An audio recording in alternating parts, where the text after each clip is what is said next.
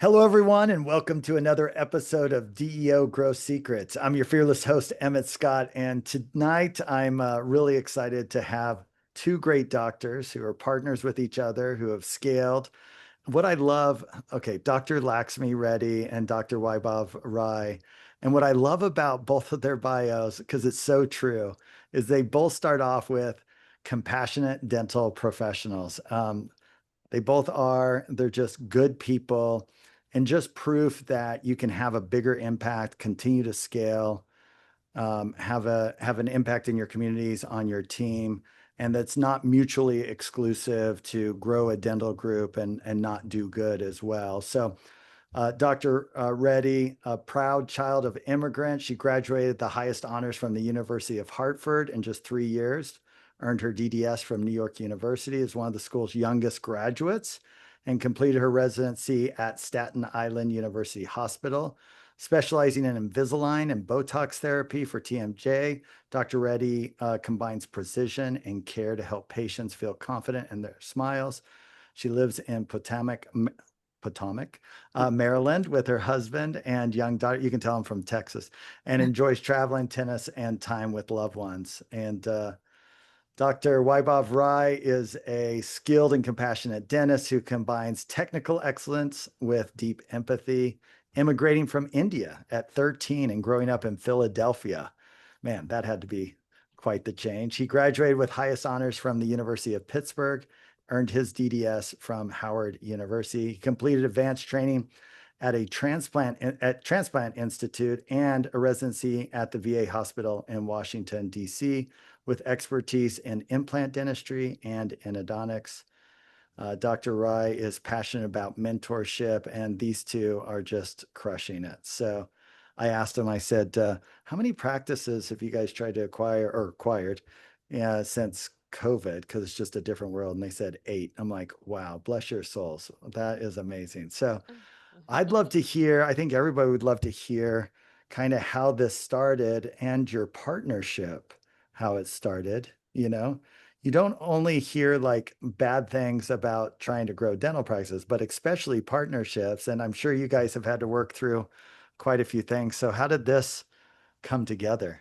Yeah, absolutely. I think the way it started was, I'm a couple years behind Dr. Rai in when we graduated, but he was already a dentist. He was in Maryland and had his first practice. And I moved to Maryland after I got married and was looking to get started. So I found him on Indeed and did an interview. We got together, started working together. He was looking for an associate, huh? He was looking for an associate Okay. because he was buying a second practice. Mm. So during that second practice is when we started collaborating, working together for a couple years, understood that our working styles are very similar. I come from a business background. Both my parents are in business. So I always wanted to grow it into business and not just do dentistry. And he's obviously the same way. So it was very synergistic from that side of things. And we had a similar clinical mindset too, like our treatment planning philosophies, how we take care of patients. So all of that aligned well. And yeah, and then the rest is history. We decided to partner up and here we are. Wow. Dr. Rai, how was that for you? You were Yeah, by yourself and you bring in this associate and pretty soon she becomes your business partner, huh? exactly. That's one of the most important things, right? Recognizing when you meet a great person and a great business person to help kind of elevate the business. So that's what I saw in Lakshmi early on as an associate. It was just kind of, very clear early on that, when you have a great team around you, you can do a lot more. So yeah, we talked it out. We had a same vision, a shared future that we were kind of looking towards in dentistry. And yeah, 10 practices now, and looking forward to continuing the party. So 10 yeah, practices, how many associates, how many employees? We have 15 associates now and 130 employees.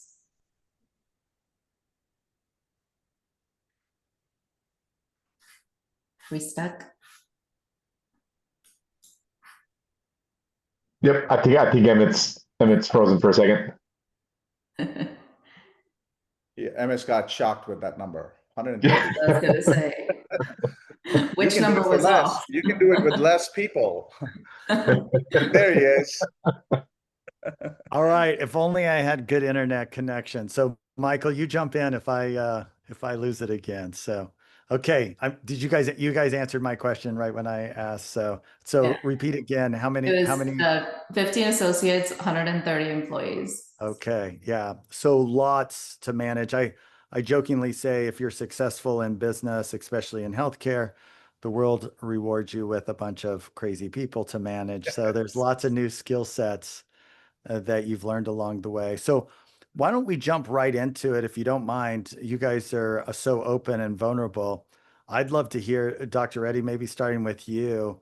Like, what's a lesson learned the hard way? You know, what was the thing that we used to say as we were growing, to our 70 locations, where was that in the business plan? I wasn't I know, planning right? that. So yeah, what are some of the things that you feel like have been hard Yeah, knocks? I think there's a lot of lessons learned the hard way for sure. And I think one that really stands out for me is over the last few years specifically, as we grew a lot, how to identify the right people for leadership roles to build your leadership bench.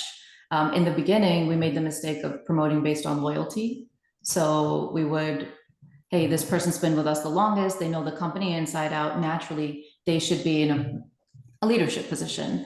And while that can sometimes work in operationally heavy roles, it didn't always translate for us to a position that would require a specific skill set that maybe this loyal employee didn't have.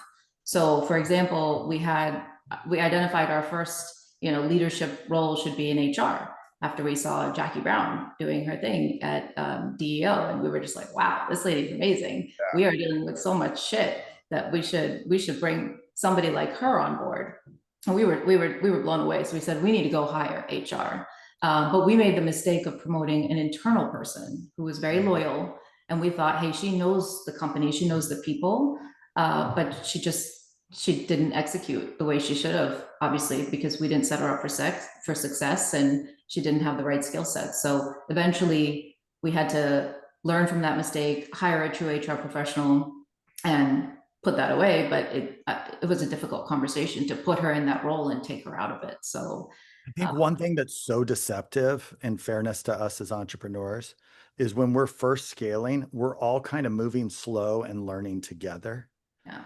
And as we get to a certain size, we can train that person. We just don't have the time, meaning the business is going so fast Right. that you don't have the time. So had it been growing at the same rate it did when you first started and you were figuring things out, maybe she could have gotten there.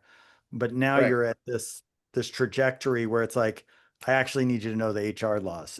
I need you to know how benefits work. I need you to be able to have these conversations tomorrow and Yeah. so forth. And so I think it's a really good call out that what worked when we started doesn't work as we start to scale and the professionalizing side. Yeah, that's a really good one. Yeah. So Yeah, to piggyback on that, we also kind of like one of the things we're learning is great players are not always going to be great coaches. So people who are great office managers, we realized just promoting them and making them in charge of other office managers doesn't just simply work. And if it's going to work, they're going to require a lot more support, a whole different training, because there were people in our leadership group that were great at what they were doing, but if we just left them there, things would have been great.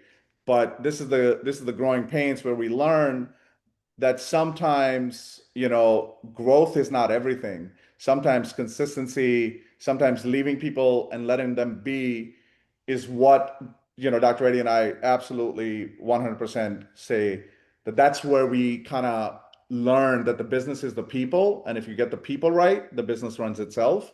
So it's been a good learning experience on that fact.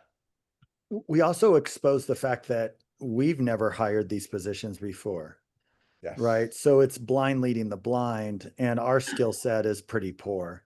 And so though we're good at a lot of things, when the business reaches a new set, yeah, we realize like it exposes our own capabilities. This is where frankly, having a good coach or someone who's been there and done that can help us to navigate those.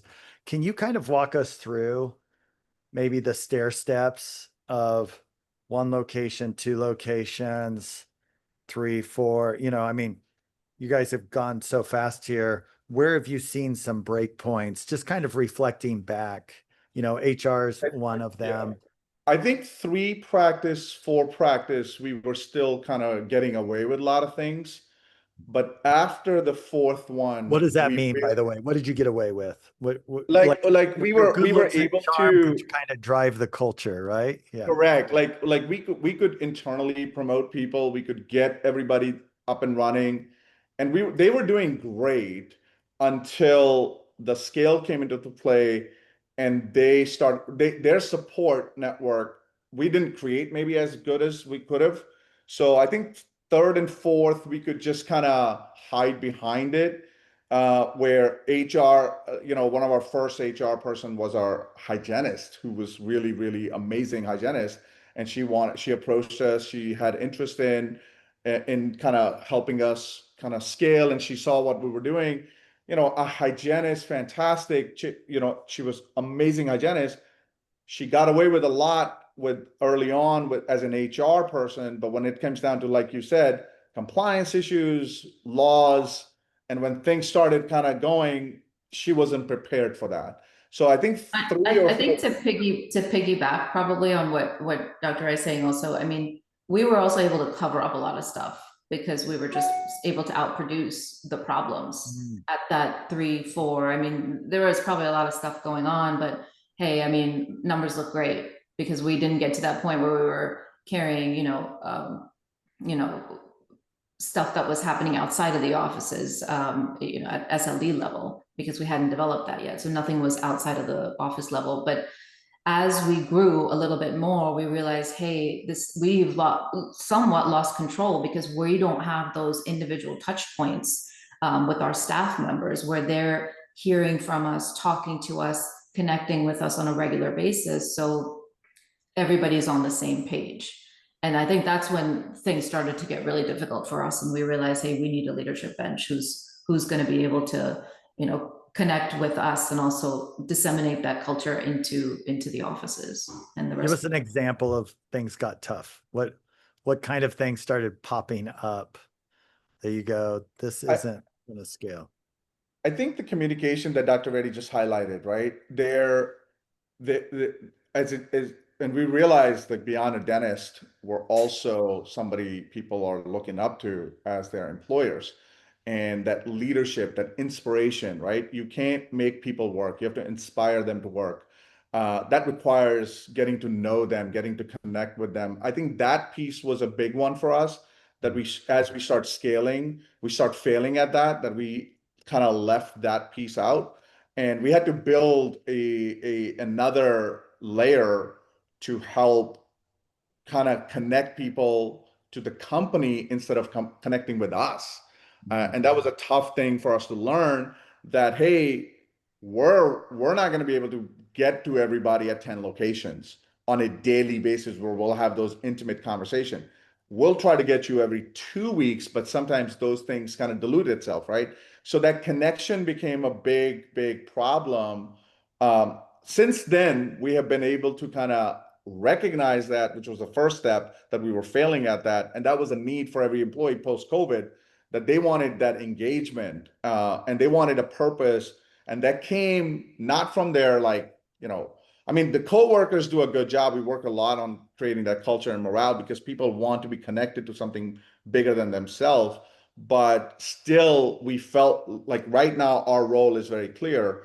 We want to make sure that this is not going to run unless people are connected with the company, the mission, that inspiration piece is very clear for them. Evan, I think if you want specifics on like what happened along the way that for us was very tough is initially when we built the leadership bench, going back to like not putting the right people where they need to be, we were so disconnected from the offices and we were clinically less involved. So there was like a whole thing happening in SLD, which is the management company, where we were spending a lot of time, and the people we had put in those leadership positions to, hey, go and you're in charge of, working with this team and you're in charge of working with this team. And it just wasn't, they weren't good at coaching them because they just weren't the right people.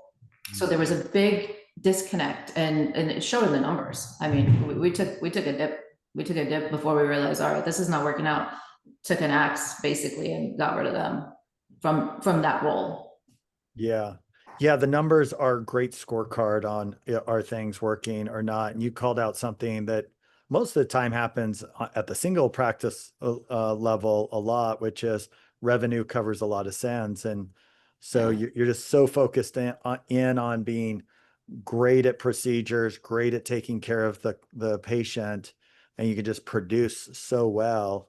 And then at some point, it kind of exposes all these other skills when you scale that you haven't developed. And man, it's so tough, right? Because on one side, you're trying to figure out what is the most important stuff that does need to get to you. Clearly, everything can't anymore. And what's the most important stuff that you need to message down and touch. And some of it's worth it and some of it's not. And I think that's been, I'm sure there's places where you jumped in and micromanaged and then you're like, wait, that doesn't work as well. And then there's other places where you abdicated and you're like, yeah, good luck, just work hard. And you're like, wait, that's not clear enough, you know? So yeah, Yeah, so it curious was if, a lot of that kind of like that clarity came to us a little bit more, a little too late sometimes, but sure. it did eventually because when the pain point became so much, we had to figure it out, like what's not working. And you had to look inside and say, hey, is growth, are we just going towards a growth for the sake of growth? And then we took on this whole model of sustained growth. And that became our mantra that, hey, let's shore up before we go out and start talking about scaling. uh, let's clean up some of these deficiencies that we don't have the skill set. I mean, I mean, I was a bio major, I'm a dentist. We don't know all these other things that are happening in the business side of things that requires so yeah, so it's been a fun journey, but won't How go did back and change it anything. how did you get the humility and because this is actually one of the more difficult parts when you are a great clinician, when things were going fine when you were running them, right? The initial reaction of every entrepreneur, every industry is, okay, my people just suck and I got to get better people. And then we burn through a bunch of people and we're like, well, maybe it's not them, it's me, you know?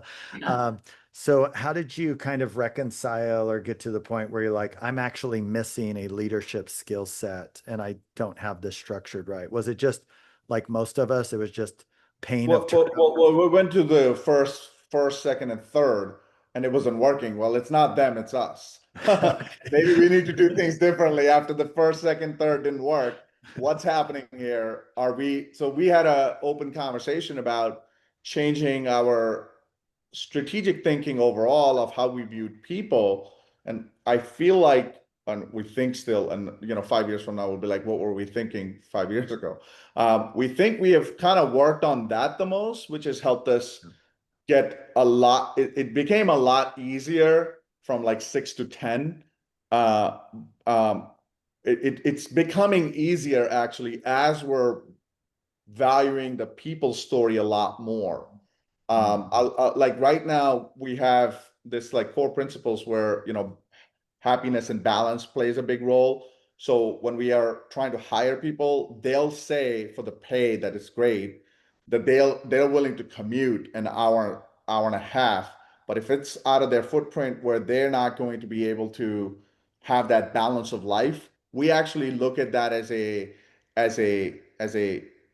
thing that maybe we don't need to hire that person, even though they're great, because they will eventually break down. So kind of like think for them before they think for them Yeah. attitude. And they'll do it because they want to. And people don't know, like we don't know, they don't know what their limits are when they're going to break. And we have to look for them. So when that became clear to us, uh, Mhm. Lakshmi and I were able to, put a pretty, the culture is pretty good, I don't know, Dr. Reddy, you can speak to that a little more of how progress has been since then, right? Yeah, I'd Yeah. love to hear Dr. Reddy, because one of the things all of us as entrepreneurs have to overcome too is we get that a patient's a customer because they hand us dollars. Okay. Yeah. It takes us longer to figure out that our team is also a customer. And it's really weird to us because we're handing them dollars. And so in the beginning, we're like, I'm paying you, just do your thing. And then we realize, I think to your point, Dr. Rai, is like the compensation package has an EQ component that if we're really good, we're even seeing around the corners for them and saying, I appreciate your willingness to work here, but I know how this story is going to play. I mean, that's a lot of maturity and capability. So, yeah, Dr. Reddy, build on that. How did you get to that point where you're like, okay, fine, they're our customer too? For me, I think it probably took longer than it took for Dr. Rai because um, we have very different personalities, obviously synergistic, but very different people. And it took me a while to realize like people are not part of the business, they are the business. And Mm, naturally, I am more of an introvert. So my natural skill sets are like, okay, strategy, systems. I can see the problem coming. I just want to solve it and move because I just making quick decisions and moving on to the next thing. What I didn't do was like slow down and like talk to people, talk to the team members and value their input and really bring them into the decision. And I think working with them and connecting them to the bigger picture, that stuff was really hard for me. It was very uncomfortable because that's not naturally the stuff that I gravitate towards.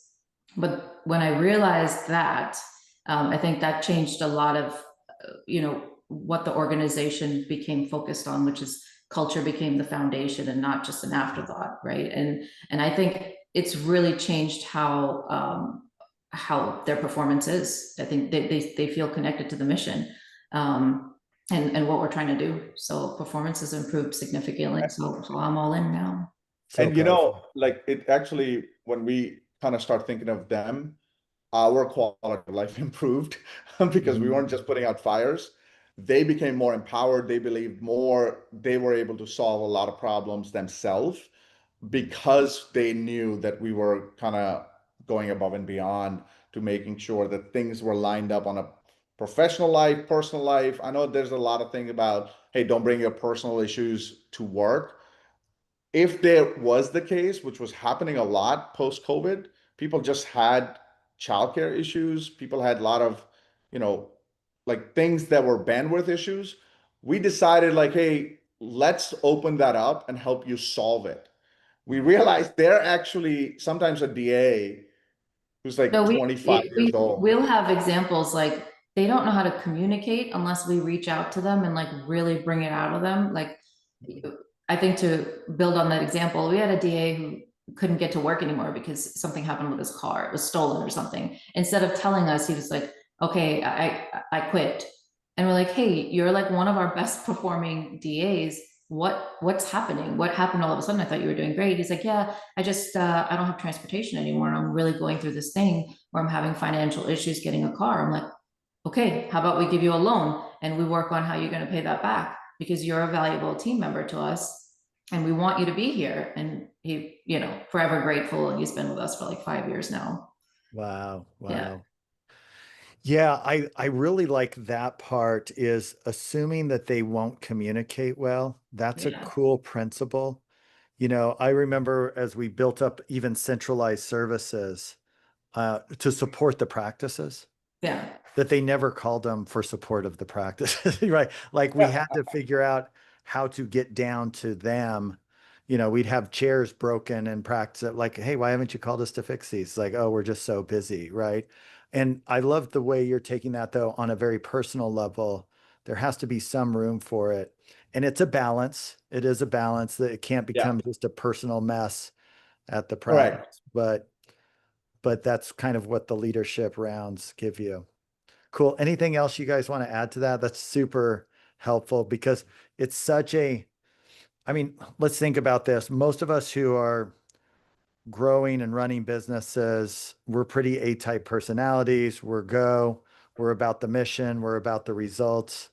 And there's a totally different skill set to slow down and connect with the team and make sure that they can see the whole plot to the trailer in the movie that we throw at them in drive-by delegation, right? But once we unlock that, we're like, oh my gosh, this is actually easier. Slow is real. So yeah. Anything else you guys want to add to that? No, we're good. All right. We're just happy we're on this side and T- not still trying to figure that out. how how lots of pain drives change, right? Um, How have you guys divided out your responsibilities with each other? That's always tricky too, to really have a respect. Dr. Reddy, you called out like we're different people. And at the beginning of any partnership, that can create a lot of conflict. In the most mature versions, this is probably true with marriage too, they start to become complementary with one another. Like there's a respect for the differences rather than a conflict. Tell me a little bit about that, because I know many people have partners or even just associates that they're trying to figure that out with. Yeah, I think it's tough. I mean, we've obviously over the years have come to know each other very well, and what are the nuances? What are some of the things that, might be a pain point or a trigger point for me versus him, and kind of just avoid those rather than poke at them nowadays because we've learned and evolved from that. But yeah, I think we've just figured out how to divide up some of the responsibilities. Sometimes I take on a little bit more admin, sometimes he takes on a little bit more clinical stuff on like mentorship with doctors and things like that, where I'll work on, some of like identifying what's our next growth opportunity, how do we get there, what are our plans. So kind of we work on what we think our skill sets are, and how best we can complement each other, because some of the things I like to do he doesn't, and some of the things he likes to do I don't. So once we figure that out, it's become a lot easier. So powerful. Yeah. Yeah. Dr. Rai, anything you'd add? Yeah, I think understanding each other's strengths and weaknesses was a key part of that partnership, right? What we all, are, and that required an open communication. Partnership, it's been probably one of our greatest strength here is our working relationship together have been so strong over the last 6, 7 years.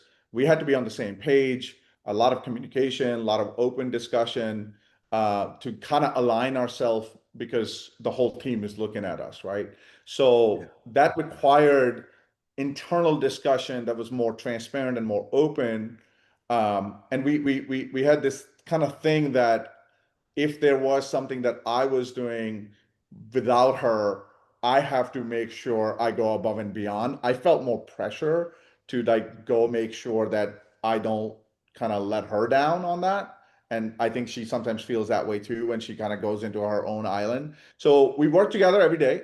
We travel to the offices together, and our admin days are also aligned. We take some, separate meetings. We have she spearheads most of the financials, HR. I kind of lean towards more so clinical mentorship with the doctors, connecting with the staff stuff. But she does a lot of that legal, financial, HR kind of housekeeping that kind of keeps everything running, and acquisition opportunities.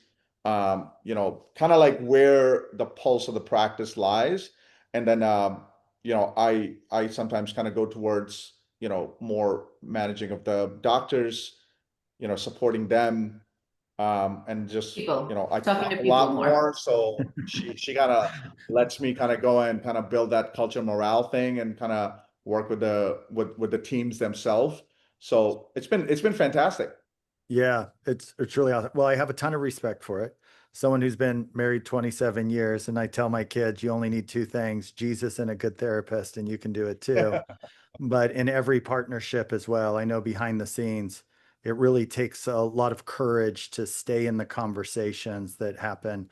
And I agree with you. A sliver of light difference between leaders is blinding to those below. And so the more you can work, no one likes the mom and dad fighting in different areas, and it's not good for Yeah. the company. Yeah. So the amount of work you guys have done to create that alignments, I have a lot of respect for. Yeah, and we generally make sure any differences of opinion are always done way out of, obviously never in front of people. We don't ever have, even if he's saying something or I'm saying something crazy, we just kind of like, okay, let's talk about this when everybody leaves. Yeah, it's awesome. Okay, let's pivot away from people for a second. Let's talk tech, AI. Yeah. You know, we've got to solve this because labor does keep getting more expensive, and the reality is a lot of the tasks people don't even want to do anymore, right? For their own health and well-being, et cetera. And so tell me a little bit about what you guys are experimenting with there, what you're thinking Yeah. next, that kind of stuff. So the tech story was a important early one when the wage inflation took place and the numbers, the P&Ls just took a hammering. So we started looking at the tech story a little bit more seriously to kind of incorporate. Our first kind of like 3 years ago, our first instinct was we're going to go overseas, which is a little bit more easier lift than just overhauling the entire tech of the company itself, because that just comes with a lot of compliance. How do we introduce that to an already team that seems to be overworked, but I don't know how, like we're providing so much support. Like, how do we introduce these new, technologies are great, but it's only as good as the adoption. And that's like a scary thought to us that, we might think that this might be a game changer from a conceptual level, but at a tactical level, the front desk girl who's just kind of trying to kind of figure things out already with this software, switching all of this around at every one of those locations was something like, so we are now feeling more confident into a cloud-based solution, but we're still not 100% sold on if there's a right answer out there. We do think at a 10 practice level, a cloud-based solution long term on paper sounds very, very promising. So we're looking forward to, what that goes into. We've looked at, CareStack more closely now. I don't know. That's something that we're looking to kind of decipher a little bit more closely when we come to Dallas and DEO. Like, kind of, hey, what do you think? What do you think? That's like a great place. DEO does a great platform for us to like, are we on the right track? What's Totally. bad about this? What about what, we use DEO a lot for like, hey, here's our thought. Let's find out why that won't work. And usually DEO does that really well for us because we'll hear that really It clearly. helps to So have 500 entrepreneurs all trying different stuff, correct. Somebody's already crowdsourcing. struggling with their decision. Yeah. So so let's not step into that. Let's learn from their mistake. So we're big onto that, but obviously, we're at the basic level, the AI adoption is something that we're pushing hard at with, if you want to make a presentation, let's use Gamma. If you're using, a simple email, just have ChatGPT help you with that. Like, just any communication that we're looking to do, let's get more efficient. Like, that's simple stuff. Obviously, this is 2025, but sometimes some of this staff member that we're talking to, we're still like, are you using ChatGPT to write your emails and your reports? And sometimes like, what? No. And I'm like, how come you're not? So there's that lag also that happens, which we're like trying to incorporate. But yeah, we're excited about the tech story. I think overseas has helped us stabilize the wages a little bit to kind of think about this tech thing. Michael actually was phenomenal when we started talking to him about practice management software switch. And he made it so easy and simple for us because we had a concern regarding revenue drop if there is a software switch, and how do we mitigate that. And our focus was just systems and protocol, but he kind of gave us a whole lot of coaching on, hey, it's a cash flow issue as well. So if you don't have the reserves to tolerate that dip, because the dip will happen, it's hard to like avoid that. So how are your banks looking? And we never connected that directly, but it's so simple. And to learn from somebody like Michael, a simple thing, that's one of the things that we really, credit DEO for. These complex things in our head can be simplified from somebody like Michael, who has like wealth of experience way beyond us. So yeah, we're excited about tech. Again, I think, yeah, it's awesome. That is one of the power of DEO. If you think about this and kind of reduce it down, expertise is just pattern recognition. So if I'm looking for an expert, I'm actually just looking for someone who's done something for that 10,000 hours or whatnot, right? So to your point, whether it's the 500 entrepreneurs and, hey, I already tried that, or it's one of the coaches who's like, oh, that's been my career. It's helpful to have someone who's been a CTO of a $150 million DSO. They've gone through a couple pain points. Things like that, you guys have done a great job of just leveraging off of. And I think through like how many mistakes you guys have avoided that I made. It's pretty awesome.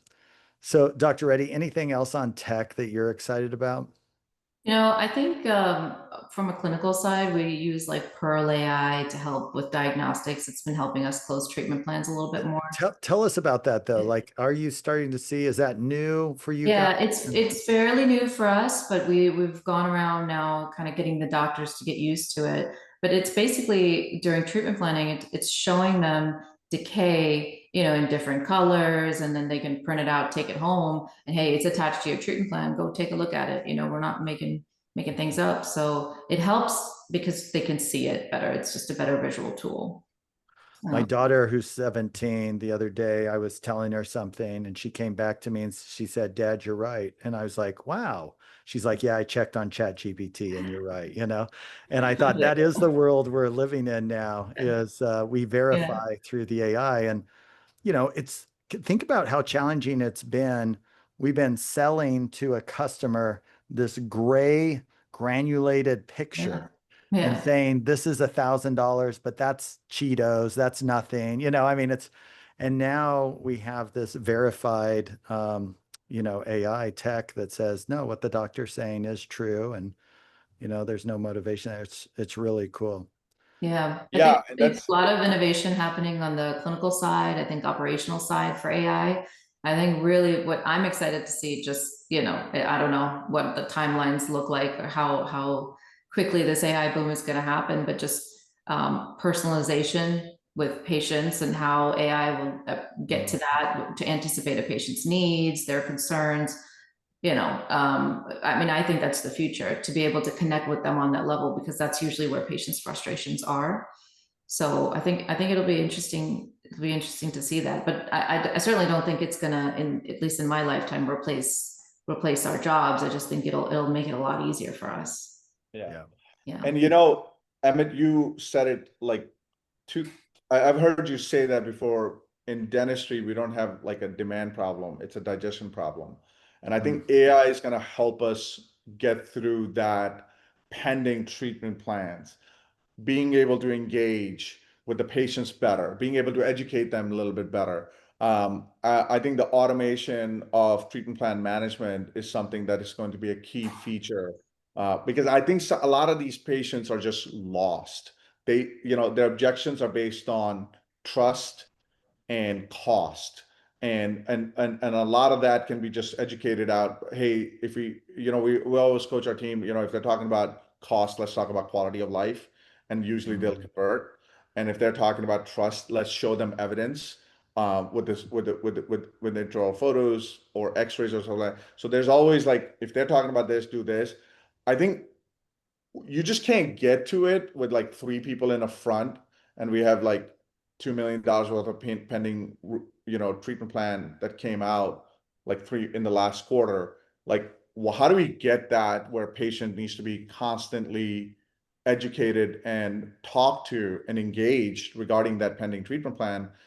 I think that is going to eventually be solved somehow through AI, with patient interaction being more like they'll connect with the practice a lot better.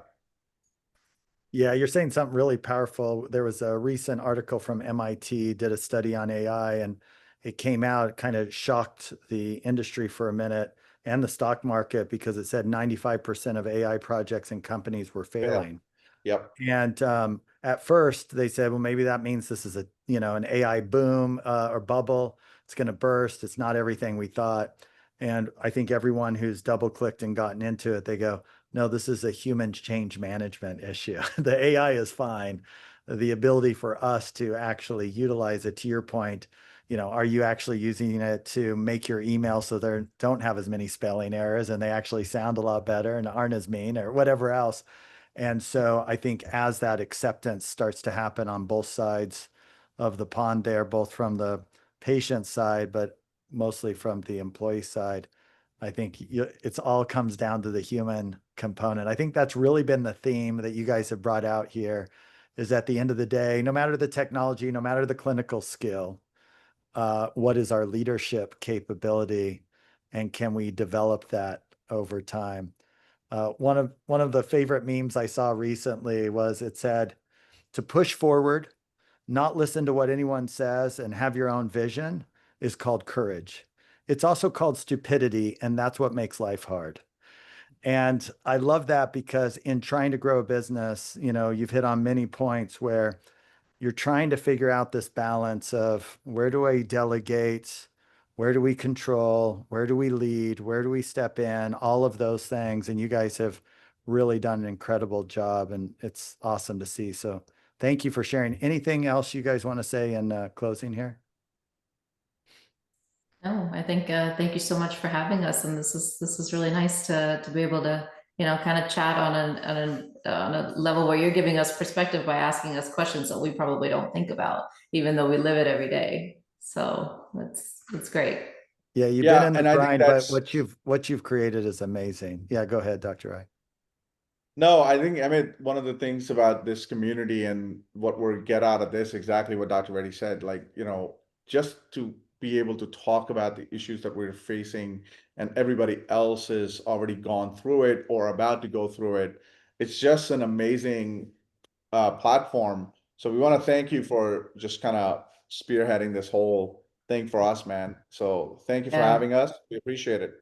You And I bet. think one last thing I will say, Amit, is we didn't get a chance to touch on this, but a lot of the decisions that we've made and done in our business, and even as a sounding board between the two of us, we really do credit DEO to that, because there's times when, like, I'll be saying something and he doesn't listen, or he'll be saying something and I'm like, no, that doesn't make any sense. And then we hear it at DEO and we're like, oh, look, we were right.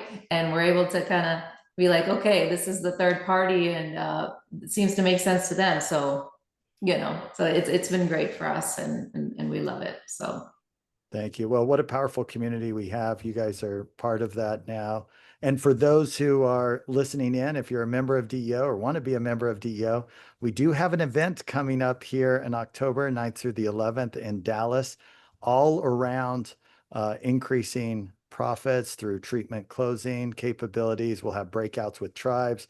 We're going to have people presenting on how they've eliminated the entire front desk. So many great things coming. But thank you both. And until next time, keep smiling.